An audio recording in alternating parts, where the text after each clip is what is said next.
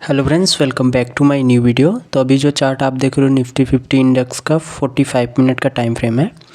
तो निफ्टी ने बहुत ही अच्छा एक ट्रेंड लाइन को ब्रेकआउट दिया है। हमने हालांकि अपने प्रीवियसली जितने भी एनालाइज किए थे उनके अंदर हमने बताया था कि अगर निफ्टी इस ट्रेंड लाइन को ब्रेक करता है, उसके बाद 25,960 के ऊपर निकलता है, तो हमारे लिए कहीं ना कहीं स्ट्रांगली बाइंग देखने को मिल सकता है। तो आज निफ्टी ने जो हमने टारगेट दिया था 120 और 200 और 26,000 के ऊपर तक का, ठीक है, 26,000 के ऊपर तक का 26,100 और 26,200 का दोनों टारगेट दिए थे। मार्केट कहीं ना कहीं दोनों टारगेट को बहुत ही अच्छी तरीके से यहाँ पे टारगेट को हिट करता हुआ आज दिखा हुआ है। हमने पहले ही बताया था कि निफ्टी के अंदर क्या है कि एक ट्रेंड लाइन बन रहा है। उस ट्रेंड लाइन को अगर निफ्टी ब्रेक करता है तो एक अच्छा हमें मोमेंटम मिलेगा, ठीक है। अगर यहाँ पे हम ट्रेंड लाइन को ड्रॉ भी करें तो हम परफेक्टली हमने टेलीग्राम के अंदर भी डाला था कि अगर इस ट्रेंड लाइन को ब्रेकआउट हो जाता है, ठीक है, तब हमें एक अच्छा बाइंग मिलेगा। कल के डेट में निफ्टी के अंदर जो ट्रेंड लाइन को ब्रेक करके मार्केट ने यहाँ पे क्लोजिंग दिया था, तभी हमने बताया था कि निफ्टी ने कहीं ना कहीं ट्रेंड लाइन को ब्रेक कर दिया। अब यहाँ से जब भी मोमेंटम आएगा तो यहाँ से एक अच्छा बाइंग हमें देखने को मिल सकता है कि जो कि फर्स्ट टारगेट होगा 26,100, सेकेंड होगा 26,200। मार्केट ने दोनों टारगेट को बहुत ही अच्छे तरीके से हिट किया हुआ है, ठीक है। तो अभी हम देख लेते हैं कि नेक्स्ट डे के लिए कि हमारे लिए नेक्स्ट डे में निफ्टी के अंदर क्या क्या से कौन कौन से लेवल्स हो सकते हैं जहाँ पे हम ट्रेड कर सकते हैं, ठीक है। तो अभी फ़िलहाल अगर निफ्टी की बात करें तो निफ्टी जिस रेंज पे अगर वहाँ पे कंसोलिडेशन करता है, ठीक है, क्योंकि प्रीवियसली आप देखोगे तो यहाँ पे कंसोलिडेशन हुआ था। अगर निफ्टी यहाँ पे कंसोलिडेट करता है, जैसे अभी 26,200, ठीक है, 26,200 और 26,120 इन दोनों बीच के रेंज के बीच में, ठीक है, यहाँ पे जो 26,200 है और 26,120 इसी रेंज के अंदर ओपनिंग करता है। ओपनिंग करने के बाद सस्टेन करता है यहाँ पे, ठीक है। तो मैं अपने हर एक वीडियो में बताता हूँ कि मार्केट गैप अप खुले, ठीक है, चाहे गैप डाउन खुले, चाहे रेंज में खुले, हमेशा मार्केट को सस्टेन होने देना चाहिए। क्या होता है जब सस्टेन करता है ना एक रेंज के अंदर मार्केट, तो वहाँ पर जो बायर्स होते हैं, ठीक है, और जो सेलर्स होते हैं उनके बीच में एक फ़ाइट क्रिएट होती है। तो इस रेंज के अंदर जो ज़्यादा हैवी पड़ता है उधर के साइड का मोमेंटम मिल जाता है। तो यहाँ पे अगर नेक्स्ट डे के अंदर यहाँ पे सस्टेन करता है रेंज के अंदर और सस्टेन करने के बाद अपसाइड का ब्रेकआउट देता है, तो हमारे लिए फ़र्स्ट टारगेट कहाँ पे होगा 24,240 ये हमारे लिए फ़र्स्ट टारगेट होगा, ठीक है। यहाँ पे हमारा फर्स्ट टारगेट बनेगा। सेकंड टारगेट बनेगा 24,320, ठीक है, ये हमारे लिए सेकंड टारगेट बनेगा। वो क्यों बनेगा मैं आपको बताऊंगा, क्योंकि अगर हम प्रीवियसली चार्ट अगर हम ध्यान से देखें ना, तो प्रीवियसली चार्ट हमारे लिए सेम वैसे ही काम कर रहा है। क्योंकि प्रीवियस चार्ट पे हमारे लिए 300 और 400 का एक रेजिस्टेंस लेवल है, तो 320 हमारे लिए रेजिस्टेंस लेवल सेकंड बनता है और 240 हमारे लिए नेक्स्ट रेजिस्टेंस बनता है। तो हमारे लिए 240 का फर्स्ट टारगेट हो जाएगा, 320 का सेकेंड टारगेट, ठीक है। अगर कंसोलिडेशन करने के बाद नीचे की साइड ब्रेक करता है तो नीचे की साइड क्या होगा कि हमारे लिए अभी जो 26,000 है, ठीक है, ये लेवल 26,000 हमारे लिए फर्स्ट टारगेट होगा। बट ये ध्यान रखना 26,000 का जो लेवल है वो स्ट्रॉन्ग हमारे लिए क्या होगा, डिमांड एरिया है। तो यहाँ पे स्ट्रॉन्ग डिमांडिंग एरिया है, तो अगर यहाँ पे आता भी है तो यहाँ पे कंसोलिडेशन करके अपसाइड का भी मूव दे सकता है, ठीक है।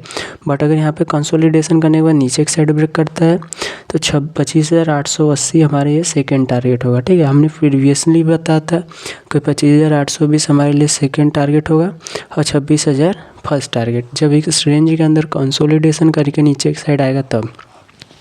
हालांकि जब इतना बड़ा मोमेंटम इस ट्रेंड लाइन को ब्रेक होने के बाद आया तो कहीं ना कहीं प्रॉफिट बुकिंग होगी, तो मार्केट कहीं ना कहीं थोड़ा सा तो करेक्शन नेक्स्ट डे में दे सकता है, ठीक। अब हम बात करते हैं कि कल गैप अप जब ओपन होगा तब हमारे लिए कौन कौन से लेवल्स होंगे, ठीक है। तो देखो गैप अप के लिए क्या होगा कि हम अगर मेजरली जो साइकोलॉजिकल लेवल होते हैं उनको प्रेफर करेंगे।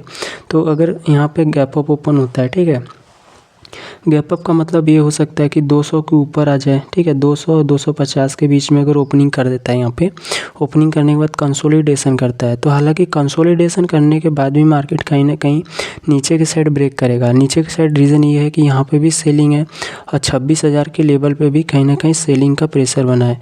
तो अगर गैप अप खुलता है, खुलने के बाद कंसोलिडेशन करने के बाद नीचे की साइड ब्रेक करता है तो फर्स्ट टारगेट होगा 26,100, ठीक है, ये हमारे लिए फर्स्ट टारगेट होगा, ये ध्यान देना। और उसके बाद 26,000 ये हमारे लिए सेकेंड टारगेट होगा। 26,100, 26,000, ये 26,100 फर्स्ट टारगेट होगा, 26,100 सॉरी 26,100 फर्स्ट टारगेट होगा, 26,000 हमारा सेकेंड टारगेट होगा। जब गैप अप के बाद कंसोलिडेशन करके नीचे के ब्रेक करेगा तब। और कंसोलिडेशन के साथ ऊपर ब्रेक करता है तो 26,300 और 26,400, ठीक है, ये लेवल हमारे लिए होंगे। 26,300 हमारा फर्स्ट टारगेट होगा, 26,400 हमारा सेकेंड टारगेट होगा। जब गैप अप ओपन होकर जब कंसोलिडेशन के बाद ब्रेकआउट देगा तब, ठीक है। देखो मार्केट गैप अप हो गैप डाउन हो, कंसोलिडेशन ज़रूरी है। अब मान लेते हैं मार्केट गैप डाउन ओपनिंग हो जाता है, तब क्या करेंगे?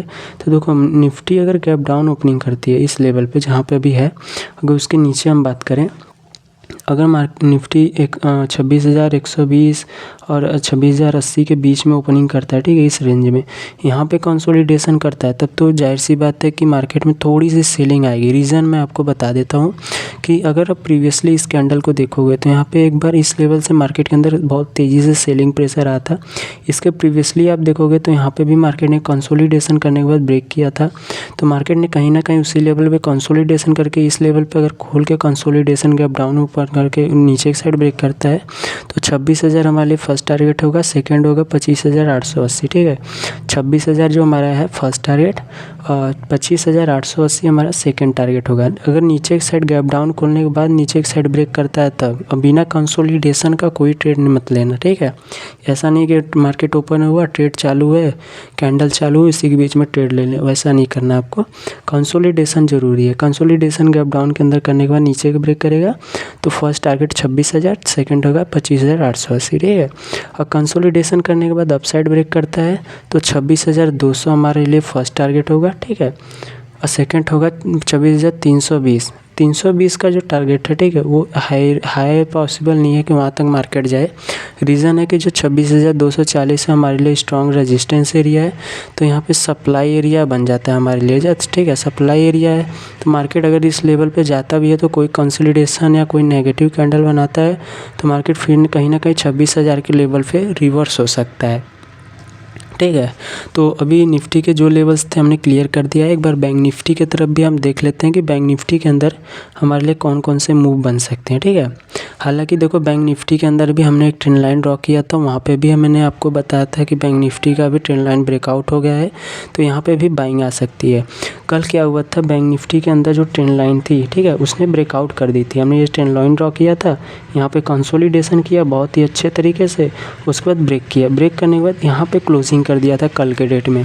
आज मार्केट ने बहुत ही अच्छा उसी लेवल पे ओपनिंग किया था। हमने बताया भी था कि 59,200 के आसपास कहीं ओपनिंग करता है तो ये जो हाई है हमारा, ठीक है, 59,500 का, ये लेवल हमारे लिए फर्स्ट टारगेट होगा। उसके बाद सेकंड होगा 59,700, ठीक है। मार्केट ने फर्स्ट टारगेट को भी कंप्लीट किया और सेकंड टारगेट को भी कंप्लीट किया है। हालांकि अब क्या हो सकता है, अब वही सेम होगा कि रेंज के अंदर ओपनिंग करे, कंसोलिडेशन करके नीचे एक साइड ब्रेक करता है तो 59,200 का फर्स्ट टारगेट होगा, नीचे होगा 59,000 जो कि हमारा डिमांड एरिया है, ठीक है। ऊपर के साइड में 59,800, 59,900, ये दोनों टारगेट हमें बैंक निफ्टी के अंदर देखने को मिल सकता है, ठीक है। तो आई होप कि आपको वीडियो अच्छे तरीके से समझ में आ गया होगा। तो मिलते हैं अपने नेक्स्ट वीडियो में, तब तक के लिए धन्यवाद।